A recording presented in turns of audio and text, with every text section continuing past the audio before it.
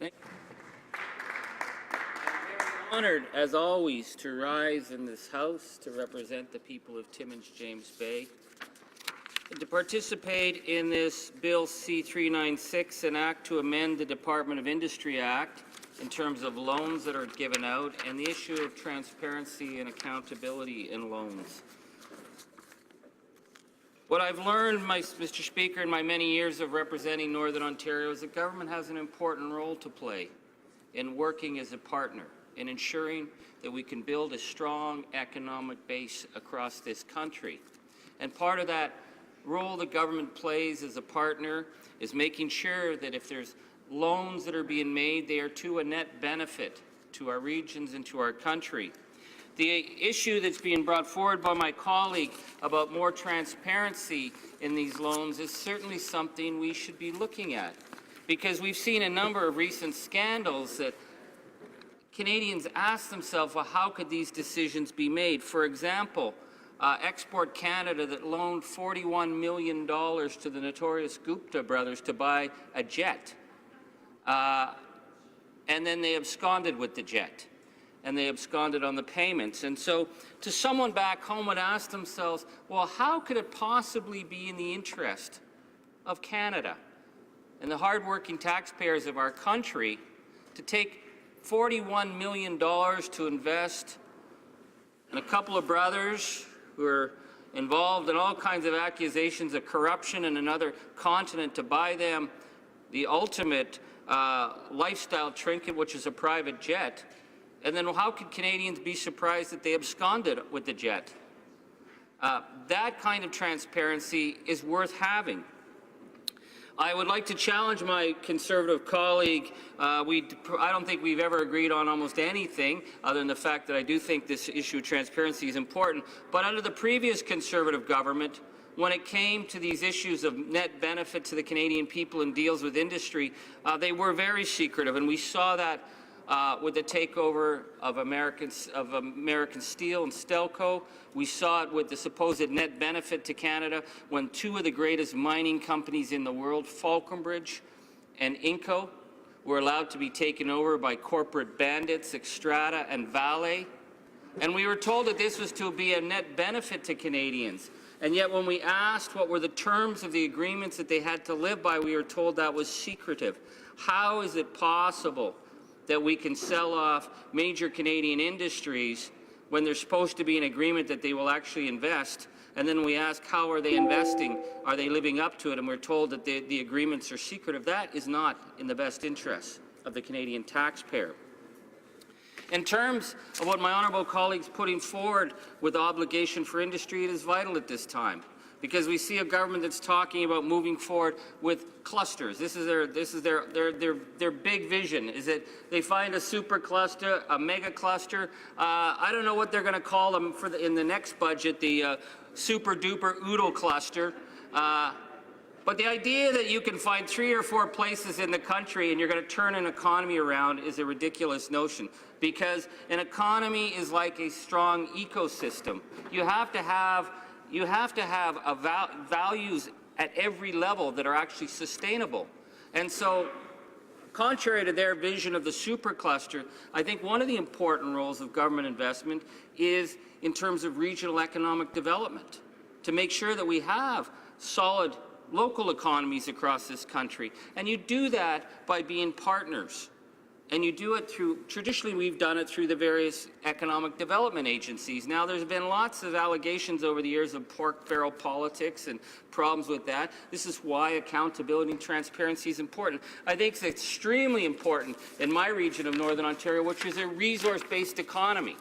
So on the principle of resource-based economies, where you have non-renewable resources, the revenues should benefit the region. In the case of Alberta, the revenues go back to Alberta. In the case of Newfoundland, they go back to Newfoundland. In the case of Ontario, the entire resource-based region sends its money to Queen's Park in southern Ontario, and then we have to go down like beggars, cap in hand, and beg them for what they consider gifts and loans and charity to us poor northern communities when we do not have the benefit of our resources. So one of the agreements that was to offset this huge disparity in the economic system that exists in Ontario with a very, very powerful urban core and very isolated communities, was to create a regional economic development agency, and that was FedNor. And FedNor's job was to reinvest money in the regions, working with local partners. But what we've seen over the last number of years is FedNor has been atrophied, it's been cut. We've lost 30% of the staff at FedNor. FedNor had a $1.76 million a year annual budget. It's down less than half, about half that now. And we see that in this latest government, they didn't even mention FedNor. They talk about maybe moving it all into the minister's office, and this is another concern because the minister for Mississauga is now taking the role of the regional development voice for every part of the country. That doesn't make sense because regions of the country are dramatically different. I cannot believe that the minister in Mississauga understands the issues that they face in Lassar and Abitibi, or understands the differences and having a local economy when you have communities that are sometimes 5 and 6 hours away from each other. And that's the role of FedNor. FedNor gets this. But when the federal Liberals came in 2015, they shut all the broadband projects in Northern Ontario that were under FedNor because they had a super-duper cluster plan, which took another 2 years to roll out. So we lost 2 years of broadband development in a region that is isolated where it's badly needed. So FedNor, or the federal Liberals, then decided they were going to take a consultation process. This is another thing, Liberals love to talk. So they had a national consultation process on rural broadband, and what did they find? They found that Northern Ontario had serious shortfalls in broadband. And why is this important? Well, how do you attract business? How do you get startup businesses if you don't have broadband? And so this consultation process went on for 2 years, and they consulted everybody.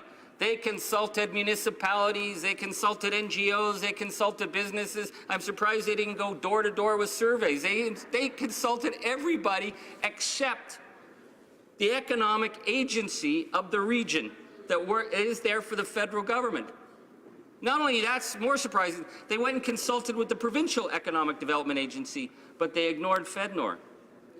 And it tells me that this is a view of a government that does not understand the value of our regions and the importance and the distinct differences between rural, between northern, between resource-based economies. And you have to understand that if you're going to make economic transformation. So the Liberals, they're now talking, they're super and their mega clusters. They're now talking that they want to do regional development like that. Well, that's not how it works. When you have communities that are spread out over such a vast region, you have to understand. You've got to do it at the grassroots. You have to have the people who know it. And we have some amazing people who do this work. And I want to say, this year at the Prospectors Developers Association, FedNor's booth was probably the largest single booth there. The European Union booth looked like penny ante stuff compared to FedNor, because the economic potential of the mining sector rebirth in Northern Ontario is gathering international investors. And FedNor is there. But FedNor's budget is so underfunded that 70% of their funds are spent before the year begins. So imagine what we could do if we had actually a strong mandate for regional development, that we had the government investing in regional development, if they actually understood the importance of sectors like the mineral sector in the north and the potential for creating spin-off industries. That's how you build a sustainable long-term economy. And so when we get back to this issue of transparency, when this government is going to be giving out massive loans like to Bombardier, and I got nothing against Bombardier, but holy smokes, you lose $1 billion, you lose $900 million, you borrow $1 billion from the taxpayer, and you take of that $100 million, a $30 million cut for your CEOs. That, to me, is not credible. We should claw back every dime from those CEO bonuses because it's taxpayers' money. And Bombardier, which can play such an important role, and in Thunder Bay, Bombardier has the plant for the subways and the streetcars for most of Canada, and that's important work. And yet Bombardier ships 80% of the jobs to Mexico. I got a problem giving a company $1 billion if they're going to ship 80% of the work to Mexico. My belief is you get money from the Canadian taxpayer, you invest in Canada. If you get bonuses through the Canadian taxpayer, it goes back to the Canadian taxpayer. Our deal has to be, if you're going to be getting Canadian money, you're not buying jets for corrupt businessmen in South Africa. You're not going to be shipping the money to Mexico. You're going to create a sustainable, profitable economy for our region. And that's why we need issues of accountability and transparency. Thank you very much, Mr. Speaker.